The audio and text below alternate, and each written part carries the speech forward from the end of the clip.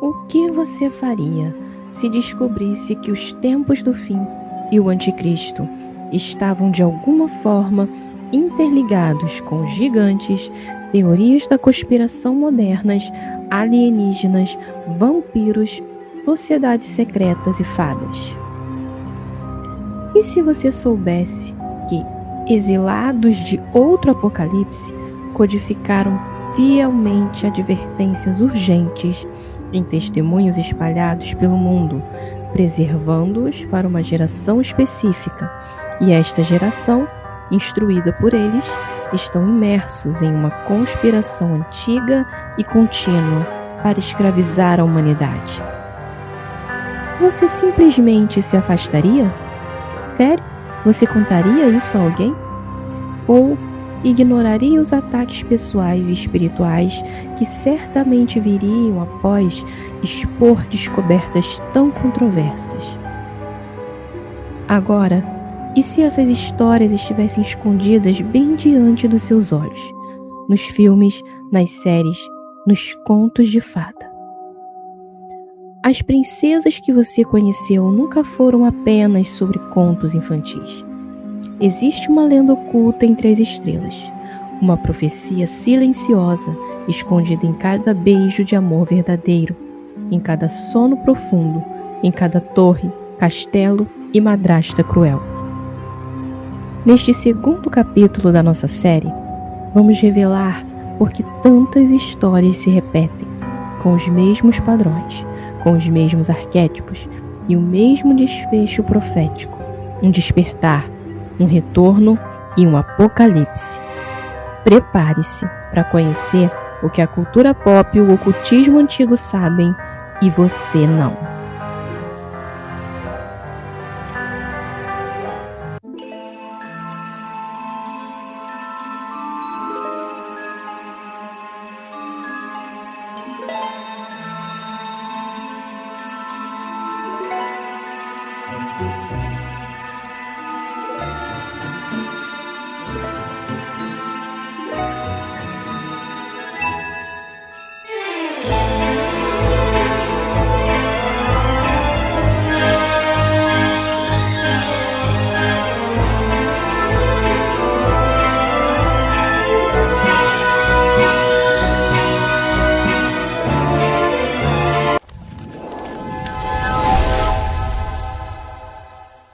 Olá pessoal, sou a Janaína Gonçalo e esse é o canal Quem Tem Ouvidos Ouça.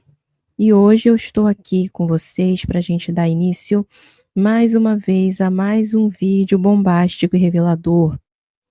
Esse vídeo demorou um pouquinho para ser gravado, tinham outros assuntos em xeque, outros assuntos em voga, importantes que eu precisava trazer no canal antes de dar continuidade ao próximo capítulo dessa série sobre os contos de fada.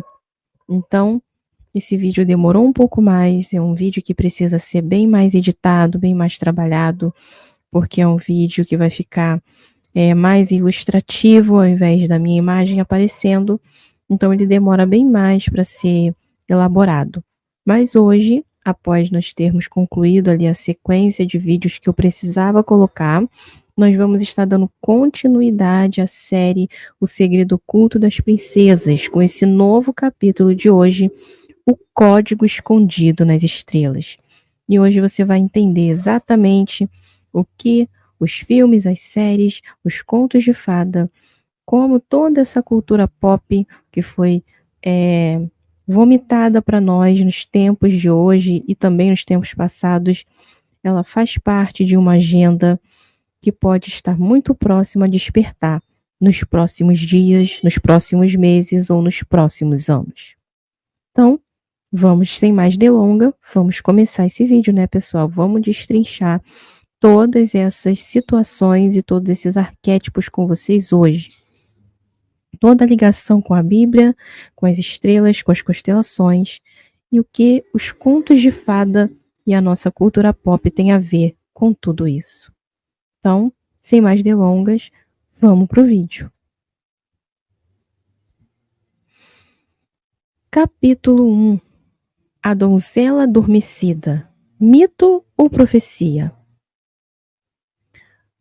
Branca de Neve, Aurora, a Bela Adormecida, todas dormem e todas esperam um beijo.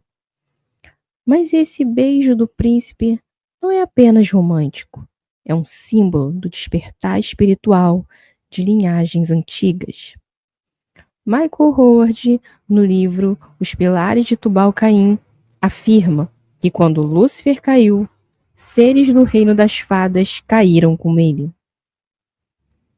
Essas entidades estelares ficaram presas entre dimensões adormecidas, e o mito da princesa que dorme até ser despertada é a sombra do que o ocultismo chama de casamento de fadas. A união entre uma linhagem antiga e um humano portador da chave. O beijo é o rito, a volta é o apocalipse. Capítulo 2. O retorno das filhas da estrela. A Cabala Draconiana revela que a princesa pura e frágil representa a semente de Eva e a rainha má, as filhas de Lilith, como vimos no vídeo passado. Mas há mais. Algumas tradições dizem que essas donzelas escondem o ventre da linhagem de Lúcifer, as famosas sacerdotisas rituais. Elas trazem consigo o poder ancestral de seres que vieram de Órion e das Pleiades. Em hebraico antigo, Nefila significa aqueles de Órion. E em muitos relatos místicos, essas entidades voltam através da engenharia genética, da abdução e do nascimento de híbridos humanos com habilidades especiais. Pois em seu estado natural, os aliens não podem estar aqui, porque nossa atmosfera é tóxica para eles. Por isso, precisam dos híbridos para serem os seus avatares. Hollywood os chama de heróis. A Bíblia os chama de Nefilins. Capítulo 3. O simbolismo oculto do cinema. Filmes como Crepúsculo, Malévola, A Bela e a Fera, Branca de Neve e o Caçador, A Maldição da Bela Adormecida e até séries como As Crônicas de Shannara revelam o mesmo código. Princesas com linhagens ancestrais, seres monstruosos considerados injustiçados, o despertar apocalíptico. Em muitos desses filmes, as boas são, na verdade, herdeiras de poderes ocultos, e o beijo que as desperta é um selo. Nos bastidores da arte, o que está se passando é a doutrinação de uma geração para aceitar os filhos do plano antigo. E o exemplo mais direto e escancarado disso é o filme Bright, por exemplo, estrelado por Will Smith. Em um futuro alternativo onde elfos, orques, feiticeiros e humanos coexistem, vemos não apenas uma interação superficial entre raças, mas sim uma clara hierarquia espiritual e política, onde os elfos, semelhantes às linhagens de sangue ocultistas, dominam as camadas mais altas da sociedade. Enquanto os orques representam os marginalizados, os caídos que buscam redenção. Mas há algo mais ali. O filme mostra que o humano não apenas tolera, mas coopera com essas entidades híbridas que possuem acesso à magia, portais e artefatos de imenso poder. Bright é mais do que uma ficção. É um manifesto simbólico de um mundo onde as linhagens do antigo plano já voltaram, já estão entre nós e sendo naturalizados como parte do sistema. Hollywood não está apenas prevendo, está anunciando. Jonathan Black, o escritor de A História Sagrada e A História Secreta do Mundo, já dizia: nenhuma grande história é fantasia. Nada é fantasia. Capítulo 4. O Despertar das Sete Fadas. Jonathan Black, em A História Sagrada, fala sobre 7 fadas Interessante, né? Nós terminamos o bloco anterior falando justamente da famosa frase de Jonathan Black. E agora, no nosso capítulo 4, nós iniciamos falando novamente, dando início com o livro de Jonathan Black, A História Sagrada. E lá, ele nos fala sobre as 7 fadas que visitam a princesa. 7 dons, 7 planetas, 7 entidades. Então, se você não sabe sobre a história das 7 fadas, 7 dons, 7 planetas e a citação que eu fiz do livro do Jonathan Black, eu vou deixar nos cards finais do vídeo o primeiro vídeo, Segredo Oculto das Princesas, onde eu cito não só Jonathan Black, mas diversos outros autores falando sobre o ocultismo dentro dos contos de fada, suas origens e os seus arquétipos, todos relacionados ao ocultismo e às sociedades secretas.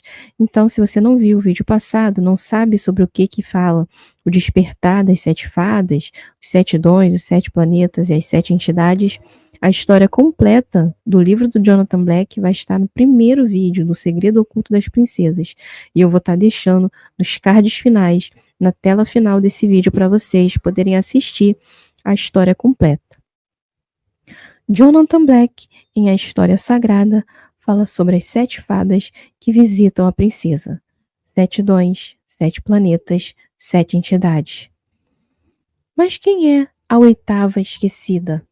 Aquela que lança a maldição. Segundo algumas tradições, ela é Babylon, Avalon ou Astaró, a mulher da Estátua da Liberdade e da Nota do Real. Ela é a Rosa, a mulher montada na besta. Ela é o ventre do Graal. E no fim, não há uma guerra de espadas, mas de linhagens. Capítulo 5. As estrelas, os portais, os regentes planetários ou arcontes. Mas por que 7 fadas? Por que 7 dons? Por que 7 planetas? No ocultismo, elas são conhecidas como os 7 regentes planetários, também chamados de arcontes nas tradições gnósticas. Elas são representados como guardiões entre os mundos, entidades ligadas a Saturno, Júpiter, Marte, Vênus, Mercúrio, Lua e Sol. E são citados como os guardiões dos portais entre a Terra e as constelações superiores. Se nós contarmos Saturno, Júpiter, Marte, Vênus, Mercúrio, Lua e Sol, nós temos aí 7 deuses, que também são relatados na cultura grega, na mitologia grega e em diversas outras mitologias, mitologia egípcia, suméria, né? Os deuses sumérios eram em 7, então nós podemos dizer aí que esses regentes planetários, eles têm outros nomes em todas as culturas e em todas as mitologias dos povos pagãos. Eles são, como disse anteriormente, guardiões dos portais entre a Terra e as constelações superiores. Na Bíblia, o livro de Jó menciona: podes tu atar as cadeias das Pleiades ou soltar os laços de Órion? Podes tu guiar a ursa com seus filhos? Jó, capítulo 38, versículos 31 e 32. Esses não são nomes poéticos, são portais celestes, regiões habitadas ou dominadas por inteligências. Se engana aqueles que acham que a Bíblia não fala sobre os aliens, não fala sobre os seres que vêm das estrelas. Tudo está codificado pela Cabala e é preciso buscar entendimento com o Espírito do Pai para poder desvendar todos esses meandros. Apocalipse 12 fala de um dragão que arrasta com sua cauda a terça parte das estrelas. No grego, estrelas podem ser entendidas como anjos, mas também como mundos celestes. 1/3 da criação espiritual foi corrompida. Muitos ocultistas ligam isso a uma rebelião interplanetária. E então surgem os nomes. Azazel, sendo selado no deserto de Dudael. Semiasa, segundo Zohar, pendurado entre os céus, na constelação de Órion. São os príncipes das trevas ligados aos anjos caídos e que hoje, segundo a ufologia esotérica, estão tentando retornar. Através da manipulação genética, da sedução cultural e do velho plano, o despertar dos filhos do céu entre os homens. Os filhos de Anak, os Refaíns, os gigantes descritos em Número e Deuteronômio, seriam os frutos dessas novas tentativas? Os filhos de Anak poderiam ser entendidos como os filhos dos Anunnakis? Aqueles que desceram do céu à terra, relatado nas narrativas sumérias? E tão divulgados nas teorias de Zecharia Sitchin, o 12º planeta, que segundo ele seria Nibiru's? E eram os deuses astronautas de Erich von Däniken. Será que seriam os mesmos seres? Mas que o livro de Enoque chama de Néfilins ou anjos caídos de Órion e dos 7 planetas? Mas como assim? Segundo o escritor Eliel Rochvader, em seu livro Almarães, o rapto de seres humanos, fala de uma raça ariana híbrida com reptilianos descendentes dos antigos Atlantes, que vieram para a Terra exilados do planeta Vênus, e os associa ao povo de Lúcifer, Vênus, conhecida como a estrela da manhã. Sim, Vênus o planeta. Lúcifer está relacionado ao planeta Vênus. E que no período Atlantes, no caso, no período Atlante, eles e os Anunnakis, os Almarães e os Anunnakis de Sírios, tinham uma aliança, uma liga da injustiça. As tabuletas sumérias nos falam de 7 deuses. O esoterismo e o ocultismo nos falam de regentes planetários. Sendo os Almarães de Vênus e os Anunnakis de Sírios, Eliel nos indaga no seu livro. Não poderiam também os outros deuses relatados serem representantes dos outros planetas do Sistema Solar? Fica para você pensar. E os contos de fada apenas mascaram essa verdade. Assim como as 7 fadas que abençoaram a Bela Adormecida, assim como a 8ª lançou a maldição, o ocultista Jonathan Black nos relatou que essas 7 fadas simbolizam esses 7 planetas, 7 dons. Então, por que não, sendo os Almarães de Vênus, os outros 7 deuses, como vimos anteriormente, que são adorados como os 7 regentes planetários, não poderiam ser representantes desses outros planetas? Deuteronômio 4:19.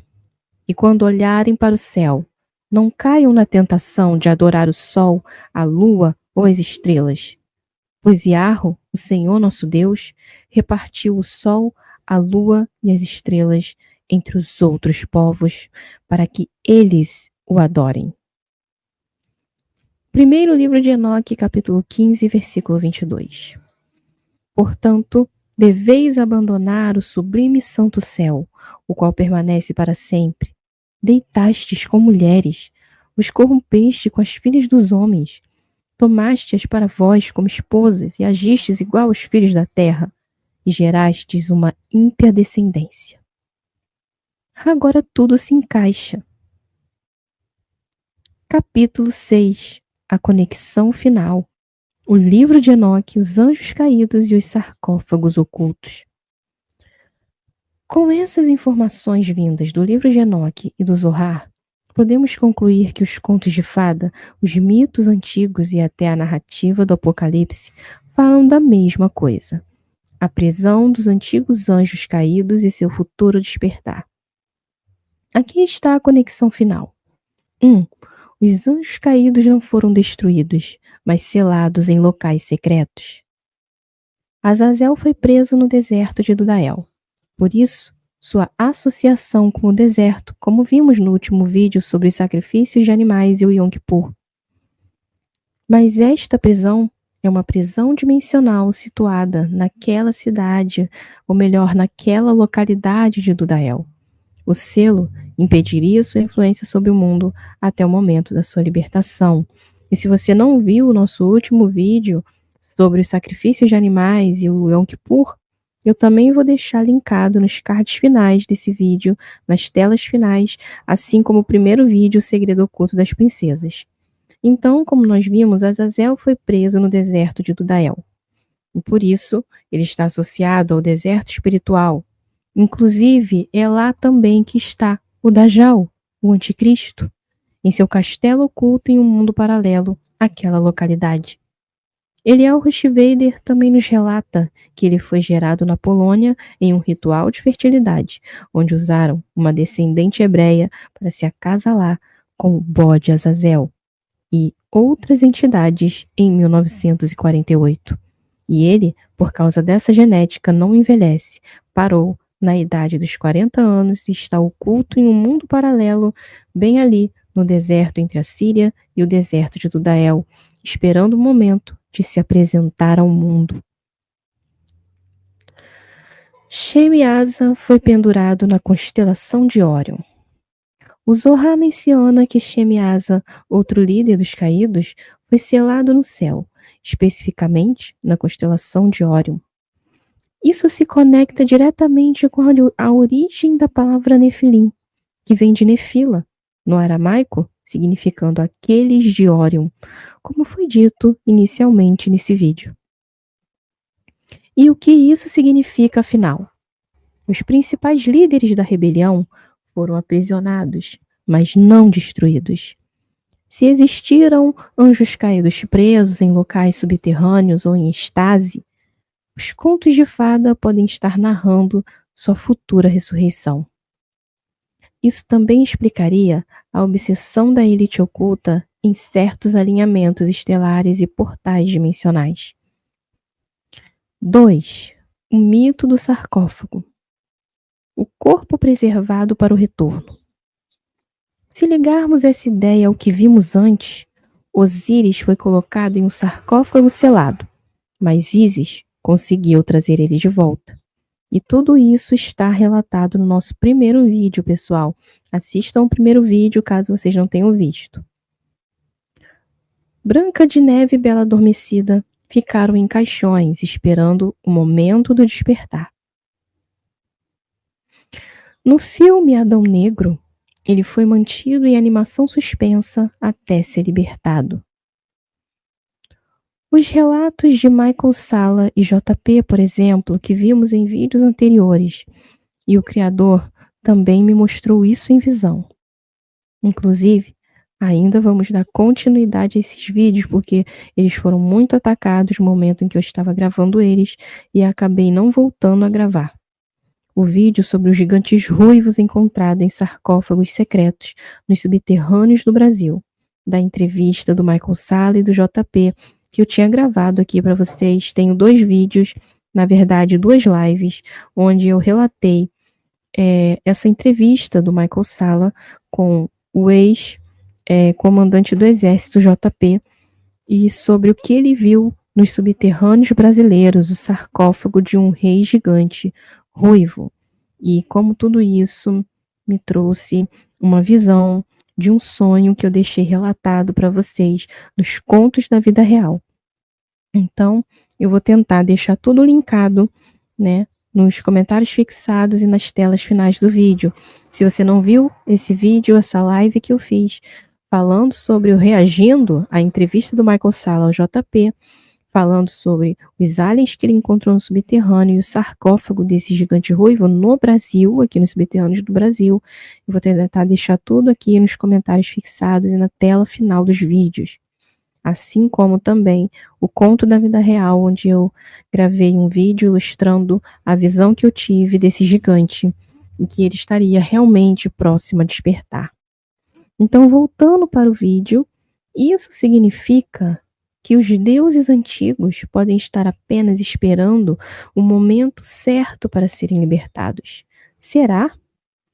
Se há um evento futuro que abrirá esses portais ou quebrará os selos, então a nova era pode ser o retorno dos antigos governantes do mundo. Capítulo 7. O Apocalipse e a grande invasão dos dragões estelares. Apocalipse 12. O dragão arrasta as estrelas com a cauda. A profecia diz que o dragão arrasta 1/3 das estrelas consigo para a Terra. Se as estrelas forem sistemas estelares, então isso pode significar a chegada de seres do Órion, Sírios, Pleiades e outros locais mencionados na ufologia. Essa poderia ser a explicação oculta para as abduções e experimentos genéticos, pois, como vimos, a própria Bíblia relata sobre a Ursa, as Pleiades e o Órion.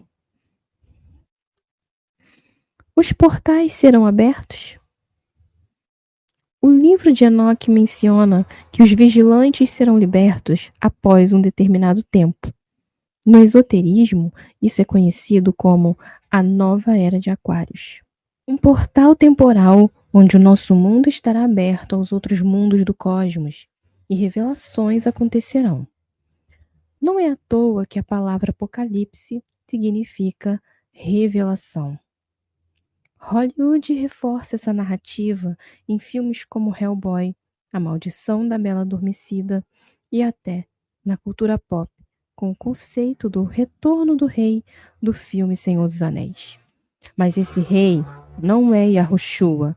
O rei que eles anunciam é o Maitreya. Se certos rituais ou eventos estelares estiverem sendo alinhados para quebrar esses selos, então estamos mais próximos desse evento do que imaginamos. No esoterismo, o alinhamento dos planetas e a convergência para a nova era são vistos como eventos significativos, indicando mudanças energéticas e espirituais. O alinhamento, especialmente a conjunção de planetas, é interpretado como um momento de alta fluência cósmica, propício para manifestação, reflexão e conexão espiritual. Conclusão: a verdade que não querem que você saiba. Os contos de fada não são apenas histórias infantis. Eles escondem uma narrativa esotérica sobre os antigos deuses e sua ressurreição. Os sarcófagos, caixões de cristal e câmaras de êxtase podem ser a forma como certos seres caídos estão preservados, aguardando sua libertação. Os anjos caídos, como Azazel e Shemiasa, não foram destruídos, apenas selados e podem estar prestes a retornar. A nova era pode ser, na verdade, a preparação para esse retorno, através da manipulação genética, transhumanismo e controle mental pela mídia. A elite oculta sabe disso, e Hollywood tem implantado essa narrativa na mente das pessoas há décadas. Capítulo final. Do conto ao Apocalipse. A mulher do Apocalipse 17 é vestida de escarlate, com um cálice na mão, o Graal.